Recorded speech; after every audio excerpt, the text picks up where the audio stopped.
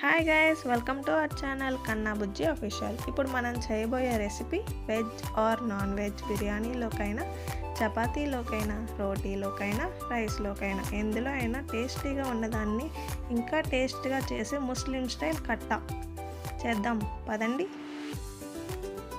ముందుగా ఒక కప్పులో ఒక టీ గ్లాస్ పచ్చిశనగపప్పు తీసుకొని బాగా శుభ్రంగా కడిగి ఒక గ్లాస్ వాటర్ పోసి అరగంట సేపు నానబెట్టండి. ఇంకొక కప్పు తీసుకొని నిమ్మకాయ సైజ్ అంత చింతపండు వేసుకొని నానబెట్టండి. ఈలోపు ఉల్లిపాయలు, పచ్చిమిర్చి, టమాటా, సొరకాయ నీట్గా కడిగి ముక్కలుగా కట్ చేసుకోండి. స్టవ్ మీద కుక్కర్ పెట్టుకొని నానబెట్టుకున్న పచ్చిశనగపప్పు, ఒక గ్లాస్ వాటర్, ఒక టేబుల్ స్పూన్ నూనె పోసి మూత పెట్టి 3 నుంచి 4 విజిల్స్ వేపించండి. ఆవిరిపోయాక మూత తీసి పప్పు గుత్తుతో మెదిపి బౌల్లోకి తీసుకోండి. కుక్కర్లో 4 టేబుల్ స్పూన్ల నూనె వేసి ఉల్లిపాయలు, కొంచెం కల్లుప్పు వేసి లైట్ గోల్డెన్ కలర్ వచ్చే వరకు వేగనివ్వండి.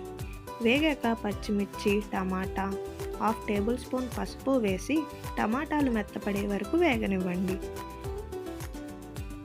ఆ తరువాత 2 టేబుల్ స్పూన్ అల్లం పేస్ట్ వేసి పచ్చివాసన పోయే వరకు వేగనివ్వండి. ముందుగా కోసి పెట్టుకున్న సొరకాయ ముక్కలు వేసి ఒక 5 నిమిషాలు మగ్గనివ్వండి.